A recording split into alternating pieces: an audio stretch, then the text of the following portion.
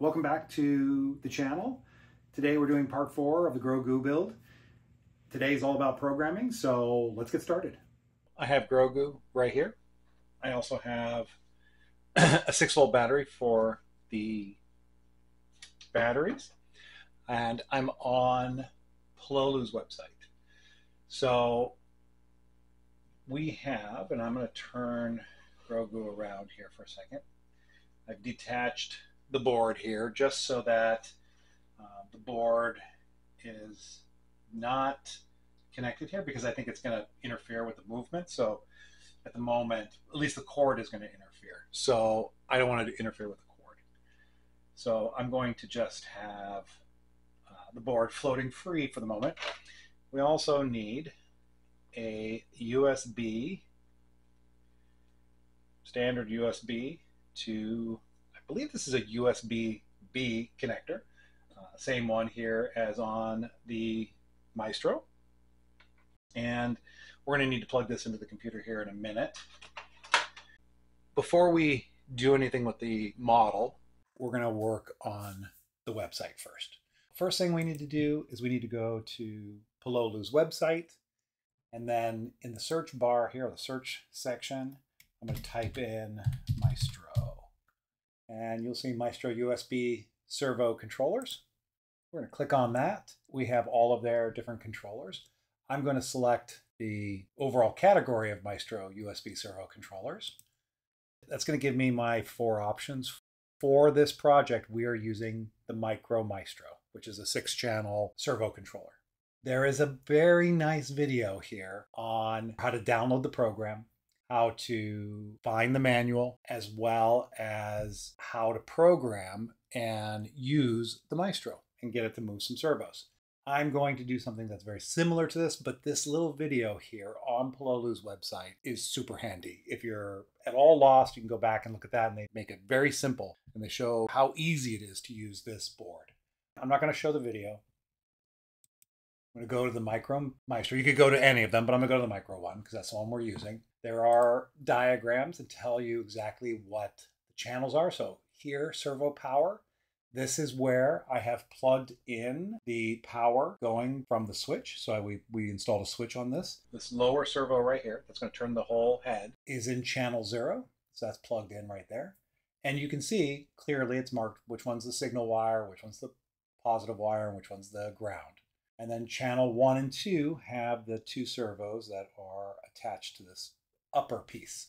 This next picture here very clearly shows what ground is. So each of the pins that are actually the ground, and that's just important so we know which way to plug in the wires. We have wired it correctly. I'm going to go to Resources, and under Resources, you're going to find the Maestro Servo Controller Windows Drivers and Software. And this is for the Maestro Control Center. You can download it for Windows, or you can download it for Linux. That's it right now. They don't have a Mac version. So if you're using a Mac, you're not going to be able to use a Maestro. The Maestro Servo Controller, Windows Drivers and Software. I've already downloaded that. Maestro Control Center up and running. And now we just need to plug this Maestro into my computer. So I'm going to plug the regular USB in, and then this cord here plugs into the Maestro. It should read this number right here. That is the serial number for our Maestro. And there's a couple things I do first before connecting power or doing anything else to this is I go to channel settings and I start to set up the channels here. Right now I know channel 0 is the head turn servo, so I'm going to name that the head turn. And I know 1 is the right neck. We'll verify that. And I'm gonna call this the nod. And then the other one is the left nod. Those are the first things I do to set this up. Anytime you make changes, you can hit the apply settings. I'm not done making changes yet. All 3 of those are already marked as servos. You can have them be inputs or outputs, so you have sensors and things like that. But it's well beyond what we need to talk about right now. Over here, for speed, I'm going to make all 3 servos move at 20, which can be 20% speed. This is just going to help with the movement, and I'm going to change the acceleration to 10 on all 3 servos. And once again, this hopefully is just going to give it a little bit of lifelike quality. The other thing I'm going to do is test the limits, the min-max of the servos, and I'm going to set them here in this screen. So right now I'm going to hit Apply Settings. All those settings are applied. When I go back to my status here, you will see that I have my names there and that the speed and the acceleration. Looking at the model, once we have those basic things set up, there's a couple things I need to do to the model. I need to plug the battery for the servos so that the servos have power. Right now, the servos do not have any power. The power going to the board from the USB is giving it the board power, but it's not actually translating to the servos. And I don't want that to happen. I'm going to use a separate battery for that. I'm going to take and plug my battery into my switch cable there, and I'll just stuff it under there for now. And when I turn on the servo power, or the battery, it's going to allow me to move those servos with the computer. So I'm just going to turn on the switch. Gave all the servos power now. And now we're going to go back to the screen here. We have status, that's what this screen is. And I'm going to take channel settings and I'm going to move it over here. So now the channel settings and the status, I can look at both things simultaneously. When we tested the servos, that I set all of them to 1500, you will notice on the screen all of the target ranges are 1500. That's because that is dead center for the servos. So I'm going to go ahead and enable and just hit OK for that first screen that pops up. Right off the bat, everything's set to 0. You can see the head's turned a little bit. So this is a time where we can adjust things. I'm just going to adjust the set screw so that the head is more straight. You don't want to turn anything. You don't want to force the servos to do anything, but you just want to adjust those set screws. So I'm going to grab my wrench here. Really don't want to put any pressure on the servo. There we go. And I'm going to do the same. This one is actually looking pretty good. So it looks like this didn't go on perfectly straight, but that's okay for this, for what we're doing here. Okay. So we have the model looking relatively, it's off to the left a little bit, turning off to the right a little bit, but the head at least is straight. What we can do is we can set the limits of how far we want things to turn. In my control center, I have full range of motion. I can actually turn the servos greater than maybe 2 pieces of plastic will allow, or a piece of metal and a piece of plastic. So you want to be careful that you're stopping the servo at a point where maybe two things are colliding, or maybe something's in the way. And we might have to move the other servos as well to kind of see how things collide and how things move around. Right now, just by moving the neck left and right, I can see that is my full right turn right there, which is not bad. That's not bad for the body straight ahead here. Head's looking off that way. If it turns anymore, the head looks like it would spin around like a doll, and we don't want that. That's turning pretty far to the right. And I'm going to note that right here on the servo, the target is reading 1310. So my minimum on my head turn is going to be 1310. I will take this up to 1310.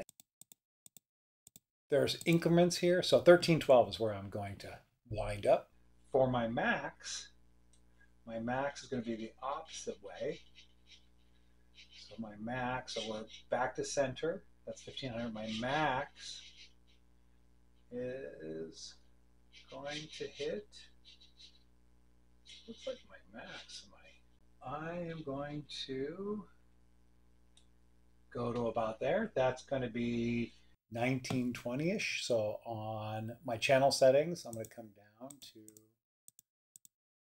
1920. Actually, Yeah, 1920. And I'm going to hit apply settings.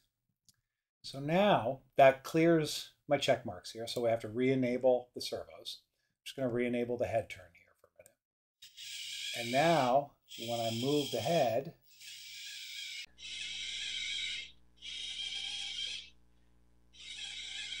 and you can also see the delay on the movement.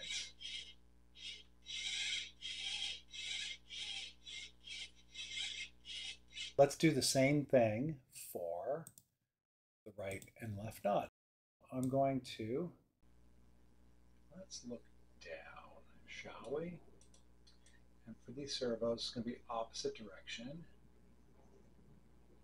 And it looks like it's going to move the head a little bit here too. See if it's going to crash into anything.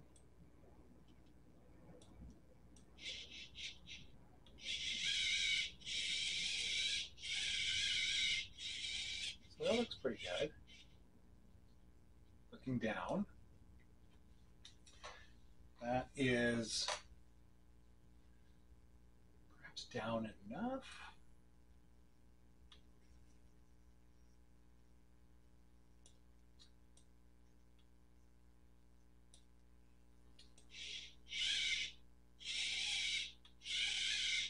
Yeah, so that seems to be good. My right nod max is going to be 1867. So we're going to come down to the max on the right nod.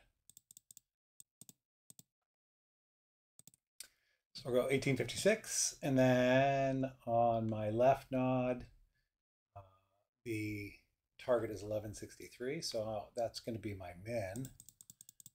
11, all right. Then we're going to go the opposite way. We're going to see how far up we can look. And that's going to factor into the back here, maybe where there might be a collision.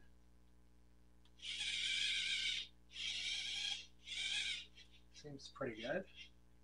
My targets now for the right nod, the minimum is going to be 1241, so let's make that 1241-ish.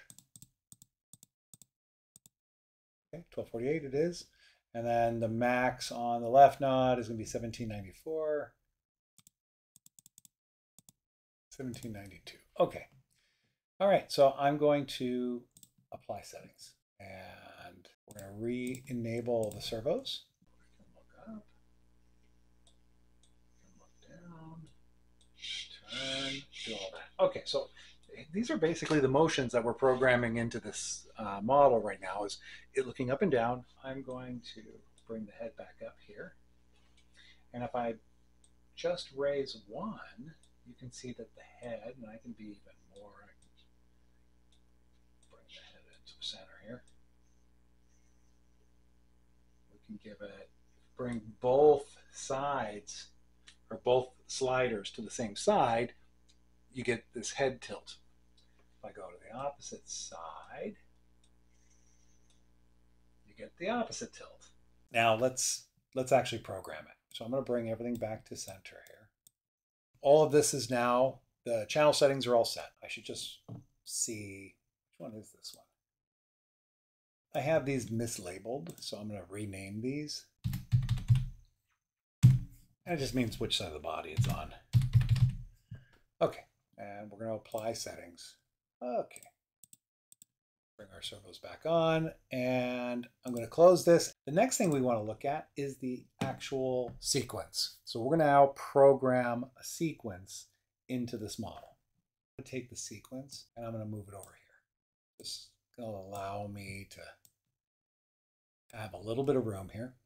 And I'm going to choose a new sequence. It's going to be, name it sequence 0. I can rename that sequence. I'm going to call this Grogu Cosplay.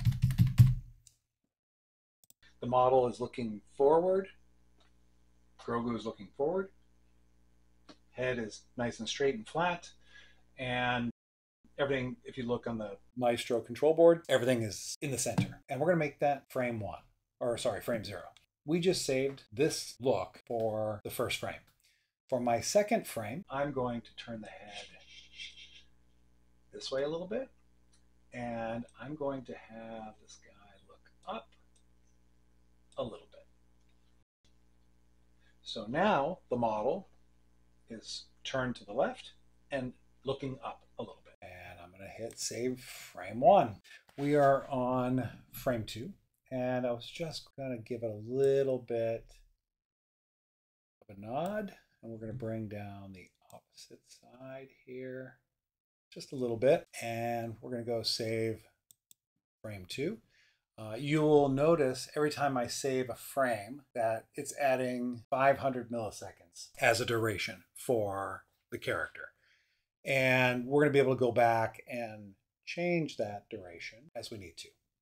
I'm going to load frame 0. And I'm going to save that as frame 3. I'm going to turn the head and give it a little bit of a twist like that. I'll save frame 4. I'm just going to watch my model as I'm adjusting things and playing with the sliders here, deciding what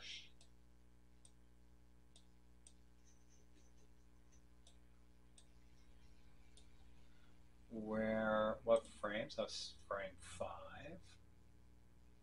And we could probably turn that, bring the head up a little bit, bring that one down a little bit, say frame 6, bring that up, bring that up, go to there, say frame 7. The nice thing about some of this is that I don't have to animate in between things, because you can also change the animation by changing how long an animation plays. So that duration we talked about, by adjusting duration, even though I may have it go to this position, I may only say do that for 2 seconds, and it may only give it a little movement because it was only, or 2 milliseconds, not 2 seconds. Did I save this? I think I did.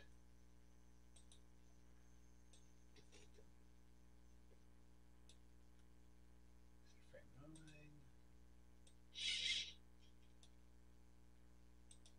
I'm always kind of doing a little something to the head there. Say frame 10. So I might, just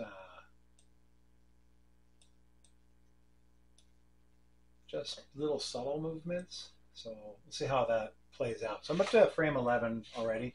I'm going to go to like 15 frames and we'll just see what it does. See if it's, anything meaningful at this moment.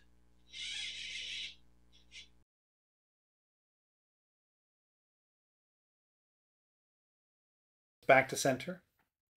Now I'm going to play the sequence, and it's going to play each one of those frames in 5 millisecond increments.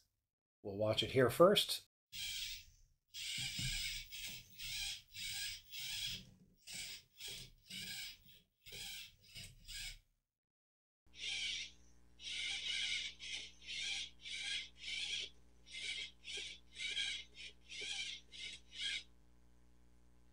All right. Going to load frame. That looked a little bit like a seizure for this little character. So I want all of those things to happen slower. I want everything to, and I might even slow down the speed of the servos a little bit, so things are happening a little bit slower as well. But let's play with the duration first. First and foremost, we'll start off with the frame, this look here for 5 milliseconds, or 500 milliseconds. 1,000 milliseconds is 1 second of time. So this is half a second. So I have a half a second of this character there. Frame 1, load frame. So let's do that at, let's say, maybe 700 milliseconds. I can go in and I can change that property by hitting frame properties. It says frame number 1. And you can actually rename it. So you could name it looking up to the left. And that would be that name of that frame. And we're going to change that duration to 700, just so that it's a little different. Let's load frame 2. Frame 2, maybe let's do that, for like 300 milliseconds. So frame properties, 300.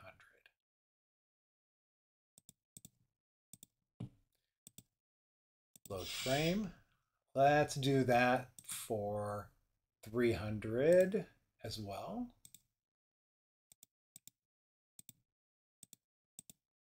Frame 4. So frame 4, let's leave it at 500. Frame 5, let's do that one at 600.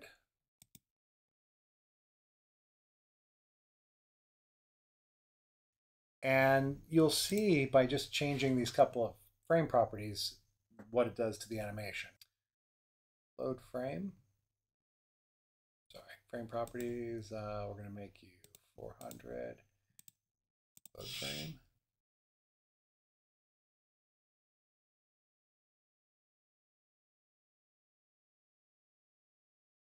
I'm going to go back to frame 0 here, and I'm going to load frame. And that's going to put it back to its center position. I'm now going to play this new sequence with the different time frames.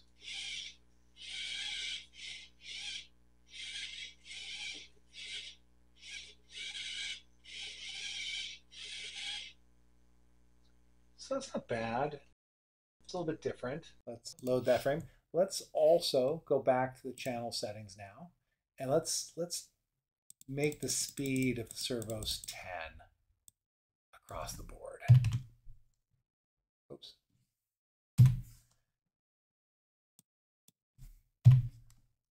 And I think I'll leave the acceleration at 10, apply settings. Let's see what happens.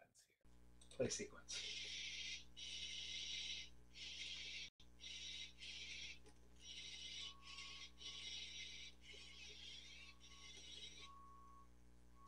So I might even slow it down a little bit further. I'm going to go back to channel settings and do it across the board, because you're going to adjust it for each frame as well. I'm also going to change the acceleration. I don't know if this is going to change it much, but let's try it. Play sequence.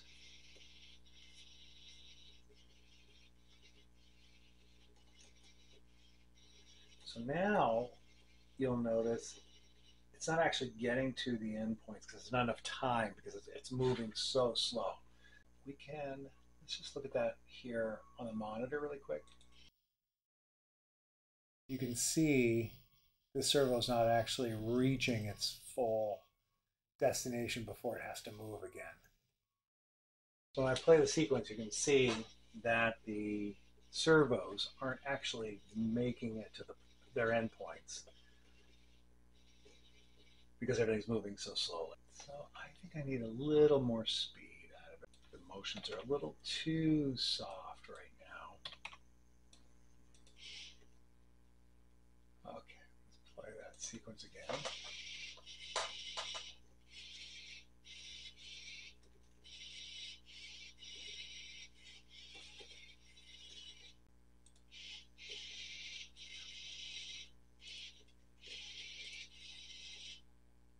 We can also loop the sequence, so we can sit back and kind of watch it and see if we like what's happening.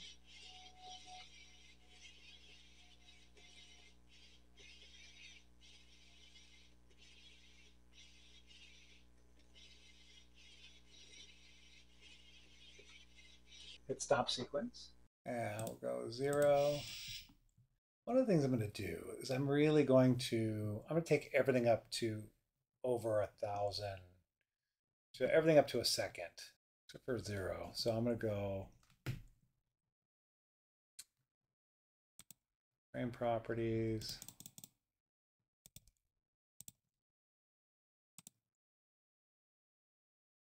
I'm going to just play this as one sequence.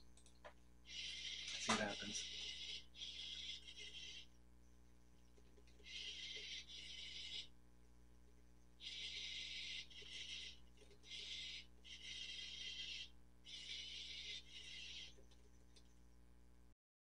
channel settings. Let's speed up the nods to 20.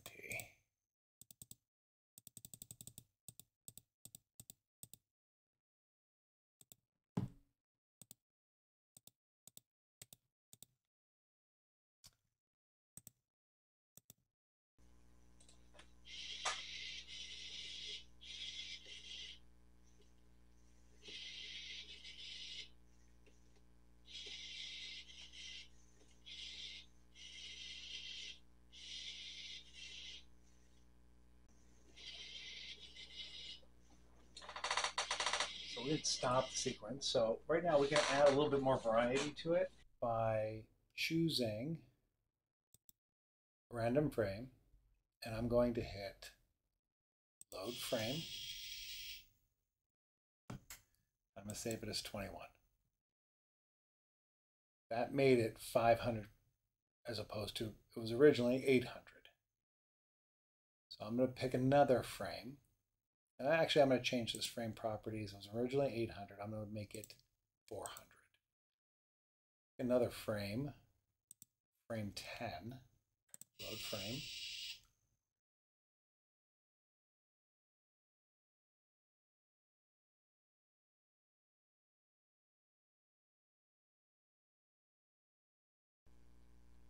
And this is just going to give it a little bit more variety as I go along here.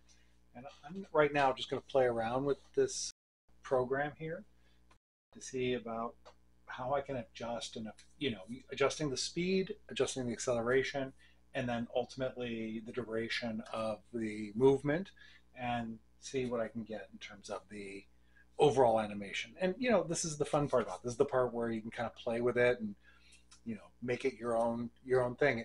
It doesn't have to be moving 100% of the time. However, little kids are going to be looking up at it, and you want it to move subtly, and maybe you just want it to look down like it's looking right now, and just do a little turn. We'll hit say for 25. We're going to make that. Let's make that like 1.5 seconds. It stays there, and then there's a little movement like that. Maybe a little tiny movement of the head, and that's also going to, we're going to save that frame. That's also going to be, another 1.5 minutes, but I'm going to adjust it slightly so it's not 1.5 minutes, 1.3, so 1,300 milliseconds. A second, second 0.3, and then maybe we again move slightly over and back down a little bit.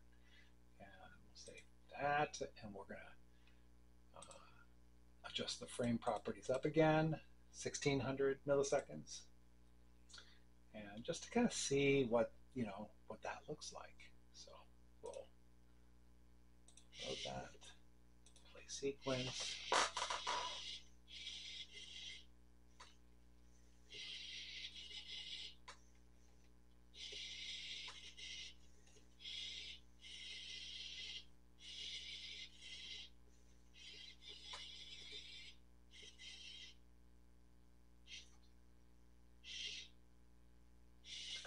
So those are the longer, does a minute, 1.5 seconds there, so maybe we need a little bit more of that happening.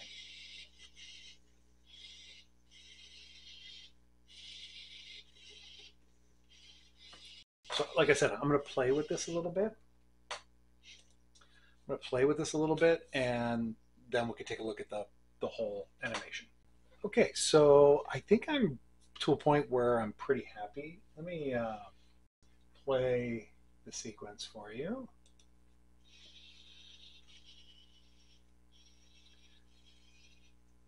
Basically what I ended up with is a speed on the neck at about 5 and the acceleration at 10, and then for the two nods it's about 10 for the speed for each of those, and then 20 for the acceleration. And I have created about a 45-second animation here that loops. So that's where we're at right now. So you'll see my, I think it's 70 frames of animation on the screen. And with the different times and the different speeds, like I have set it, um, I think it's moving pretty good. The other thing I noticed is that when this is sitting on a solid surface, like the table here, there's a little bit more vibration that's transferred to the head. But when you're holding it or when it's in the bag, the you're losing a lot of that vibration into the bag or into your hand or whatever, however you're doing it. So it takes on a little bit more, even more of a lifelike quality because of, um, it's there's less of that vibration.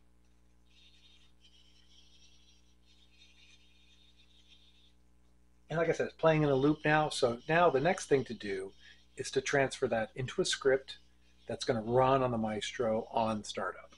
The models now stop moving, and I have here, you can copy all, so if you have multiple sequences, you can copy all of those sequences. I only have the one, so I'm just going to copy this one sequence to the script. So I am making sure that this button right here is checked because I want this to play in a loop, and I'm going to copy it to script.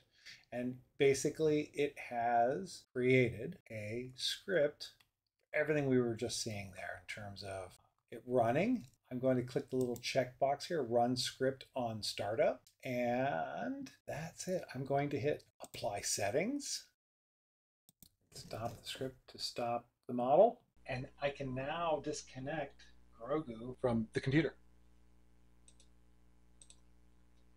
And just going to turn Grogu around and now disconnect my power. I'm also going to turn off the power to the servos. Have the board programmed. Have the board is still loose here. So we have to do a couple more things here to make it work before we can reinstall that. And I'm going to use a little jumper like this on the Maestro. And the reason I'm going to do that is I have power coming in right here from the battery, and that is providing power along all these pins here. So all the outside pins on this row are negative, and then there's a positive feed on the center line, on the center pin. On the bottom of the board, one that gets power, the one that was powering the board before was from the USB. We have to provide power to the board's electronics for this to work. So that power comes in right here on this pin, these last two pins in this row. So I'm going to use the light brown as the ground pin. This is not a great jumper because it's weird colors, but that's okay. It'll still work. So we're right now, by plugging it in there, we have the ground on the light brown, we have the positive, or the positive voltage in on the black wire. And I need to steal electricity from this side. So I'm just simply going to plug it into, and it's going to be, try to make it so you can see this. I am just simply going to plug it in the last row of pins here. Again, negative is on the outside, and the wire, it's light brown. So I'm just going to plug it in there. And that way, when I turn on the power for the servos, I'm also going to be turning on power for the electronics on the main board. If I am using all of those channels, then you might have to actually solder a jumper between the ground and the ground pin over here. Actually, I don't think you need to solder the ground pin. I think you just need to solder the voltage in pin to the battery voltage in pin there. And that would do it. But I think I'm just going to do it because we have room, we have extra ports there, so this is a very, very simple way of handling that. And before I screw that back on, I'm just going to test it and make sure that everything's working. I have power, like I said, going to the servos, and then from the servos, it's going over to the main board. When I turn it on, it should automatically start working.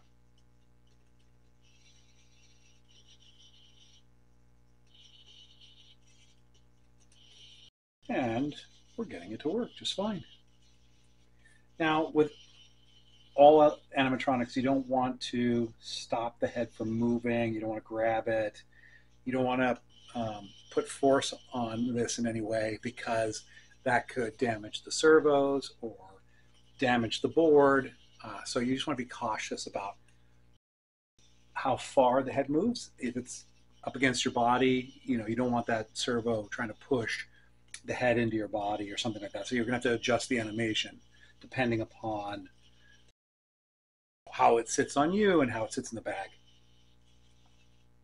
Thank you so much for watching. I know that's a lot. If you have questions, please leave them in the comments.